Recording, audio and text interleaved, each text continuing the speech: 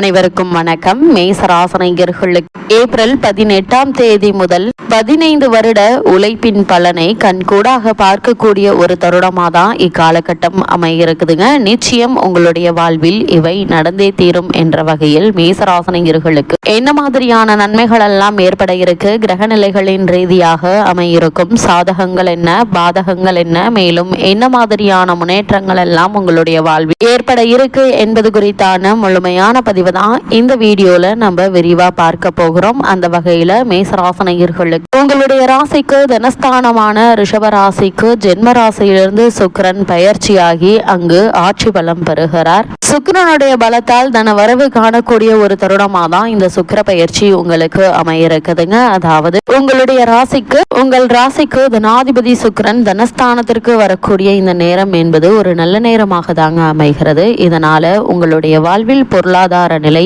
உயர இருக்கு. அதே போல் கொடுக்கல் வாங்கல் என்பது சிறப்பாக இருக்கும். எதை எந்த நேரம் நீங்கள் செய்ய நினைத்தாலும் செய்ய இயலுங்க. அதே போல் கொடுத்த வாக்கை காப்பாற்ற எடுத்த முயற்சிகள்ல நல்ல ஒரு வெற்றி கிடைக்க இருக்கு. மேசராசனையர்களை பொறுத்த வரைக்கும் சுக்கிரனுடைய இந்த பயிற்சியின் காரணமாக புதிய ஒப்பந்தங்கள் உங்களுக்கு அடுக்கடுக்காக வந்து சேருங்க. குடும்பத்தில் நீண்ட நாட்களாக சுப காரியங்கள் நடைபெறவில்லையே என்று நினைத்தவர்களுக்கு இப்போது மணவிழா, மணிவிழா போன்ற விழாக்கள் சீரும் சிறப்புமாக நடைபெற வழிபிறக்கக்கூடிய ஒரு தருணமாக தான் இந்த தருணம் அமைஞ்சிருக்குது. அது மட்டும் இல்லாம இக்காலகட்ட கிரக நிலைகளை ஆராய்ந்து பார்க்கும்போது உங்களுடைய ராசியிலேயே தனாதிபதி சுக்கிரன் சஞ்சரித்த நிலையில் தற்போது தனஸ்தானத்திற்கு பயிற்சியாவது பல முன்னேற்றங்களை உங்களுடைய வாழ்வில் ஏற்படுத்தி கொடுக்க இருக்கு. பூர்வ புண்ணிய ஸ்தானாதிபதி சூரியன் இணைந்து சஞ்சரிக்கிறார். எனவே பொருளாதார நிலையில் நல்ல ஒரு முன்னேற்றத்தை இப்போது நீங்கள் தாராளமாக எதிர்பார்க்கலாங்க. புதிய முயற்சிகள்ல வெற்றி கிடைக்க இருக்கு. வியாபாரம் சூடுபிடிக்குங்க. அரசியல் களத்தில் இருப்பவர்களுக்கு நல்ல பொறுப்புகள் கிடைக்க இருக்கு. ராசிநாதன் செவ்வாய் விரயஸ்தானத்தில் சனியோடு கூடி சஞ்சரிப்பதால் திடீர்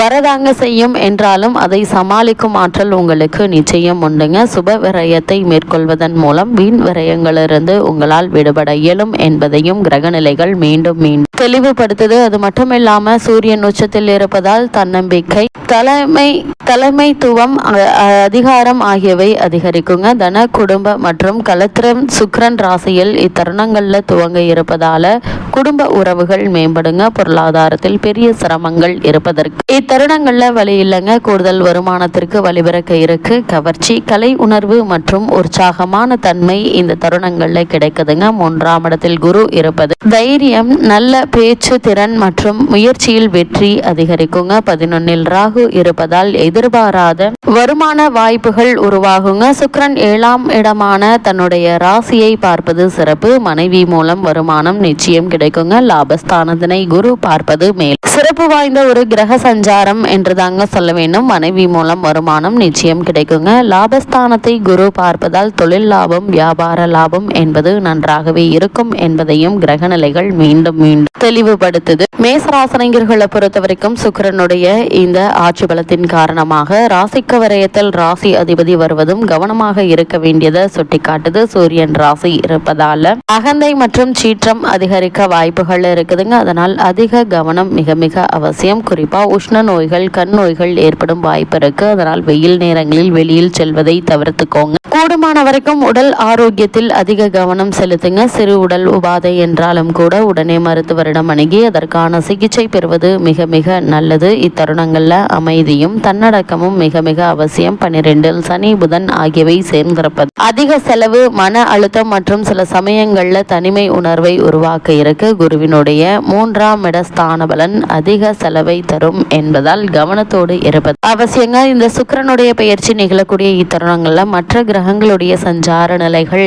என்ன என்று பார்க்கும்போது உங்களுடைய ராசிக்கு புதன் வருகிறார். உங்கள் ராசிக்கு 3, 6 ஆகிய இடங்களுக்கு அதிபதியானவர் புதன் சகாயஸ்தானம் மற்றும் ஜீவனஸ்தானத்திற்கு அதிபதியானவர் என்பதால் இக்காலம் ஒரு பொற்காலமாகவே உங்களுக்கு அமைய இருக்குதுங்க. எந்த துறையில் நீங்கள் ஈடுபட்டால் அதில் நிச்சயம் உங்களுக்கு வெற்றி கிடைக்கும் என்பதுல எந்த ஒரு சந்தேகமும் இல்லைங்க. நிறுவனத்தில் இருந்தபடியே சொந்த தொழில் செய்யலாமா என்று சிந்தித்தவர்களுக்கு அதற்கான முயற்சி கைகூடக்கூடிய ஒரு தருணமாக தான் இக்காலகட்டம் அமைகிறது. நல்ல சந்தர்ப்பங்களை உபயோகப்படுத்திக் கொள்வீங்க. அதே போல புதன் இக்காலகட்டங்கள்ல மேசத்திலிருந்து ரிஷபத்திற்கும் பயிற்சியாகிறார்.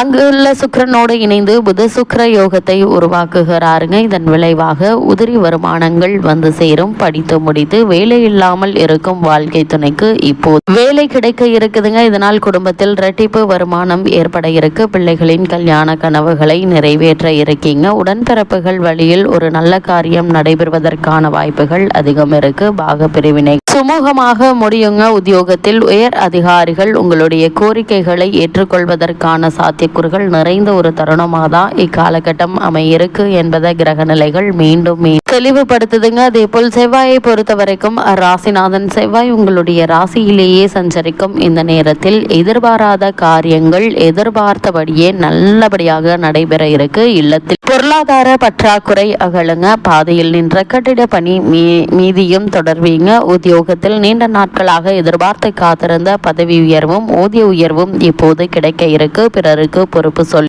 வாங்கி கொடுத்த தொகையும் வந்து சேர இருக்குதுங்க. பொது நலத்தில் இருப்பவர்கள் அதிகார அந்தஸ்துக்கு உயர்த்தப்பட இருக்காங்க. குறிப்பா இந்த சுக்கிரனுடைய பெயர்ச்சி நிகழக்கூடிய இக்காலகட்டங்கள்ல செவ்வாய் மற்றும் சனியினுடைய சேர்க்கை ஏற்படுகிறது. அதாவது உங்களுடைய ராசிநாதன் செவ்வாய் மற்றும் தொழில் லாபஸ்தானத்திற்கு அதிபதியான சனி ஆகிய இரண்டு கிரகங்களும் மீனத்தில் சேர்கிறார்கள். பகை கிரகங்கள் இரண்டும் வரையஸ்தானத்தில் ஒன்று கூடுவது என்பது அவ்வளவு நல்லது கிடையாதுங்க. மீனம் குருவினுடைய வீடு என்பதால் பெரிய அளவு பாதிப்புகள் என்பது ஏற்படாது என்றாலும் கூட மனக்கவலை அதிகரிக்கும். இது மாதிரியான நேரங்கள்ல உணர்ச்சி வசப்படாமல் பொறுமையாக நிதானமாக முயற்சிகளை மேற்கொள்வது மிக மிக நல்லது என்பதை கிரகநிலைகள் மீண்டும் மீண்டும் தெளிவுபடுத்துது. முயற்சிகள்ல குறுக்கீடுகள் வந்து மனக்குழப்பத்தை உருவாக்குவதற்கான வாய்ப்பு அதிகம் இருக்குதுங்க. உடன் இருப்பவர்களும் உடன்பிறப்புகளும் பகையாக மாறுவதற்கான சாத்தியக்கூறுகள் நிறைந்த ஒரு தருணமாக தான் இக்காலகட்டம் அமைகிறது. இக்காலத்தில் அனுகூலத்தனங்களை தேர்ந்தெடுத்து வழிபடுவது என்பது